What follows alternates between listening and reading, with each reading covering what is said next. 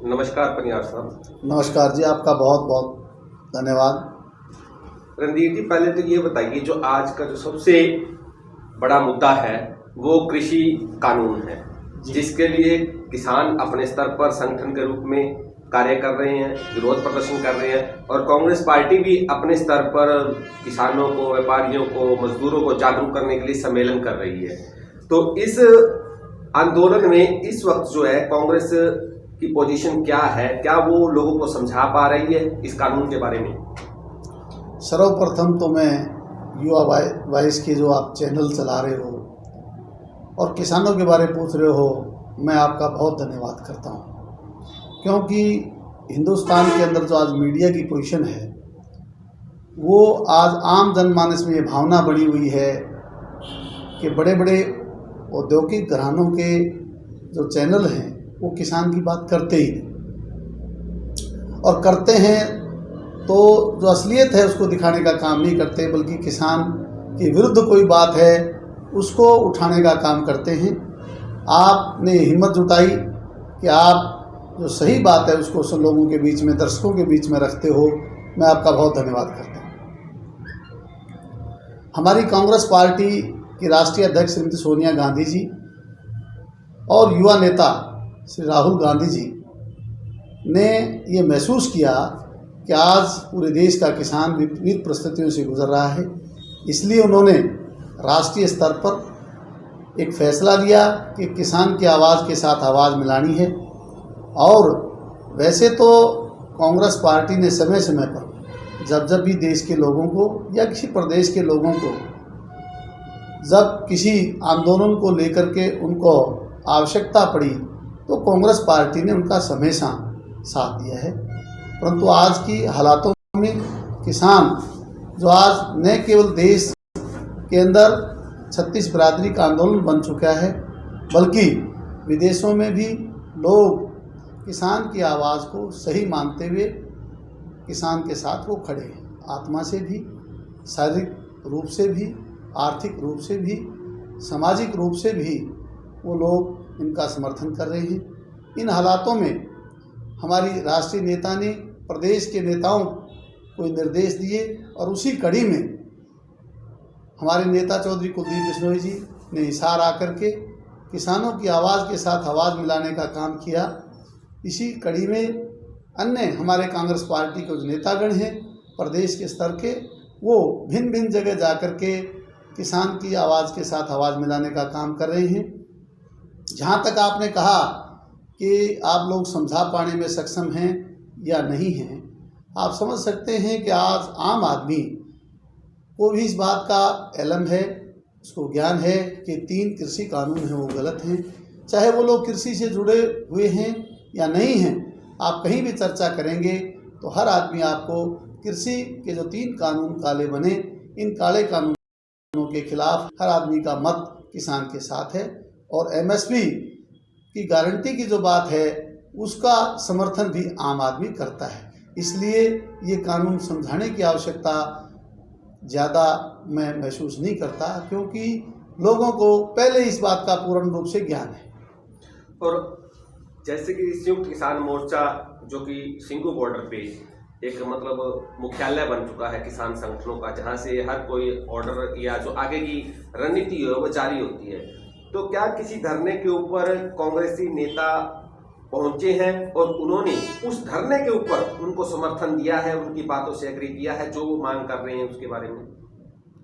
एक जगह नहीं, पूरे भारतवर्ष में, जहाँ पूरे भारतवर्ष की बात करूं, हरियाणा प्रदेश की बात करूं, अनेकों जगह ऐसे स्थान हैं जहाँ पे कांग्रेस का आम कार्यकर्ता जाकर के मदद कर रहा है, और हमारे नेता लोग भी भिन्न भिन्न जगह जाकर के इनको समर्थन किया है। जिसमें मैंने आपको पहले भी बताया कि प्रदेश के तमाम नेता वो धरनों पे जा चुके हैं, और मैंने चौधरी कुलदीप बिश्नोई का उल्लेख आपके बीच में किया। भव्य बिश्नोई जी भी सैकड़ों ट्रैक्टरों को लेकर के टीकरी बॉर्डर पर और अन्य बॉर्डरों पर जाकर के भी किसान का समर्थन किया, और हम लोग लगातार हर बॉर्डर पर जाकर के प्रदेश के और टोल प्लाजा पे जाकर के भी हमने समर्थन किया है। जो इस वक्त कांग्रेस जो है, मतलब कि किसान जो संगठन है, अब मुद्दा पेंशन का भी उठाने लग गए हैं, अब मुद्दा ईवीएम का भी उठाने लग गए हैं। और कांग्रेस पार्टी कह सकते हैं जो विपक्ष की पार्टी है हरियाणा के अंदर, उसकी जगह रिप्लेस अब किसान संगठन कर रहे हैं। कहीं आपको ऐसा लग रहा है? क्योंकि खुले तौर पर बीजेपी और जेजेपी के बारे में यानी कि कहा जाता है, किसान जितने भी सम्मेलन होते हैं किसान संगठनों के भी, इनको वोट नहीं देने, और कांग्रेस को जैसे कि बनी बनाई थाली में परोसने की तैयारी चल रही है कुछ। क्योंकि कांग्रेस का कहीं उन्होंने जिक्र नहीं किया, कांग्रेस को कहीं भी ये नहीं कहा भी कांग्रेस को वोट आपने नहीं देना है, बीजेपी और जेजेपी के बारे में ही जिक्र करता है। तो जैसा 2014 में हुआ था, आपको लगता है भी आने वाले 2-3 सालों में कांग्रेस के लिए भी ऐसा ही कुछ होने वाला है? कांग्रेस पार्टी का पिछले विधानसभा चुनाव में प्रदर्शन था, वो शानदार था, इसमें कोई संदेह नहीं है। परंतु जो मीडिया लगातार जिस तरह से किसान के विपरीत लगातार माहौल बना रहा है, उसी तरह से पिछले विधानसभा चुनाव में भी प्रदेश में इस प्रकार का माहौल उसने तैयार किया था जैसे कांग्रेस तो किसी गिनती में नहीं है। इसके बावजूद भी आप समझ सकते हैं, प्रदेश के लोगों ने जो मैंडेट दिया उसमें भारतीय जनता पार्टी को नकारने का काम किया था। परंतु कुछ स्वार्थी लोग जो केवल अपने निजी स्वार्थ को प्रदेश के हित से बड़ा मानते हैं, उन लोगों ने दुष्यंत चौटाला जैसे लोग जो प्रदेश के मुख्यमंत्री के खिलाफ, भारतीय जनता पार्टी के खिलाफ जिस तरह से प्रचार करते थे, मैं उसका उल्लेख करना नहीं चाहता, आप स्वयं जानते हैं। और उन्होंने उनके विरोध में वोट मांग करके हरियाणा प्रदेश की जनता को जिस तरह से धोखा दे करके केवल अपना घर भरने के लिए और अपना स्वार्थ सिद्ध करने के लिए भारतीय जनता पार्टी के साथ मिल करके ये जो आज किसान की हालत पैदा कर दी है, ये सब उनका किया धरा है। हरियाणा प्रदेश की जनता बहुत बहुत समझदार है, उनको वो इस बात के इंतज़ार में है वो लोग कब चुनाव आए, चाहे वो किसी प्रकार का भी चुनाव आए, उसमें वो लोग बीजेपी और जेजेपी को सबक सिखाने का काम करेंगे। हरियाणा प्रांत में जब भी चुनाव आएगा आप उसका परिणाम देखना। अन्य क्षेत्रों में जो चुनाव हो रहे हैं, चाहे वो किसी भी प्रदेश के अन्य प्रदेशों में, वहाँ पे आप रिजल्ट पहले देख चुके हैं। तो मैं एक ही बात कहना चाहूँगा, जो करता है वो भरता है। लोगों को गुमराह करके भारतीय जनता पार्टी और जेजेपी ने लोगों की आंखों में धूल झोंक करके जिस तरह से हरियाणा प्रांत में सरकार बनाई, लोग उसी तरह से इनको भगाने का काम भी करेंगे। अभय चौटाला जी कांग्रेस को बीजेपी की बी पार्टी बताती हैं। उनका कहना है कि कांग्रेस पार्टी इस्तीफा ना देकर कहीं ना कहीं मतलब विधानसभा को गिराने का काम नहीं कर रही है और उनको सपोर्ट कर रही है। अगर कांग्रेस पार्टी के विधायक या कांग्रेस पार्टी इतने ही किसानों के हितैषी अपने आप को कहते हैं, तो उन्हें सामूहिक रूप से इस्तीफा देके इस विधानसभा के अंदर मतलब इसको उनको अल्पमत मिला। क्या ऐसा कोई प्रोसीजर होता है कि विपक्षी पार्टियों के इस्तीफा देने से सरकार अल्पमत में आ जाए?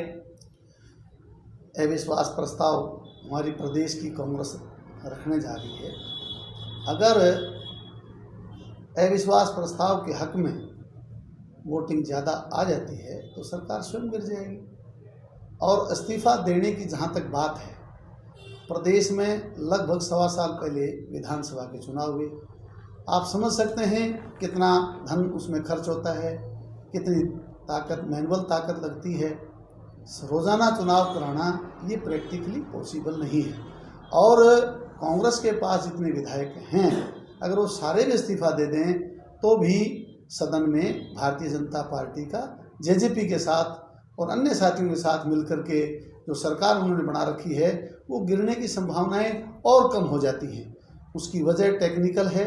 आप समझ सकते हैं कि जब इतने लोग इस्तीफा दे देंगे कांग्रेस के, तो सदन में इतने लोग कम हो जाएंगे और उनको कम लोगों की आवश्यकता रहेगी प्रदेश में राज करने के लिए। इसलिए न केवल इस्तीफे की बात जो है ना बार बार कहनी चाहिए, बल्कि कांग्रेस एक मजबूत प्रहरी की तरह से, मजबूत सेवक की तरह से, मजबूत एक ताकत के रूप में वो सदन से बाहर भी और सदन के अंदर भी इस प्रदेश की सरकार को घेरने का काम करेगी, जो कि प्रैक्टिकली प्रदेश के लोगों के हित में भी है और देश के हित में भी है। जेजेपी पार्टी के नेताओं की चुप्पी के पीछे क्या कारण मानते हैं आप?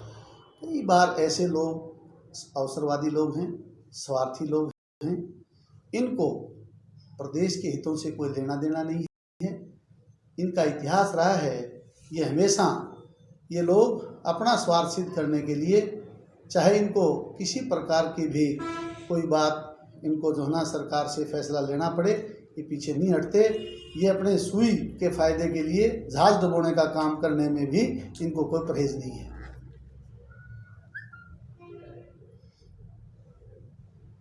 युवा वॉइस के साथियों का कि आपने हमारी बात को लोगों तक पहुंचाने का प्रयास किया है, और मैं खास करके धन्यवाद इसलिए देना चाहूँगा कि आपने हमसे किसान की बात पूछी। आप किसान की पीड़ा से खुद पीड़ित हैं, ऐसा मुझे लगता है। आप एक बढ़िया पत्रकार के रूप में और बढ़िया जो एक आपका चैनल है, इसको मुबारकबाद देना चाहूँगा कि आपने लोकतंत्र में जो चौथा स्तंभ होता है मीडिया, उसका ठीक से निर्वाह करके, ठीक से पालन करके आप लगातार जनता में अपनी विश्वसनीयता को बना रहे हैं। मैं आपको इस अवसर पर मुबारकबाद जहाँ देना चाहता हूँ। आशा और उम्मीद करता हूँ कि इस बात को कायम रखना आगे इसी बात पर, ताकि लोग आपकी बात को सच मान करके उस पर विश्वास करें। बहुत धन्यवाद।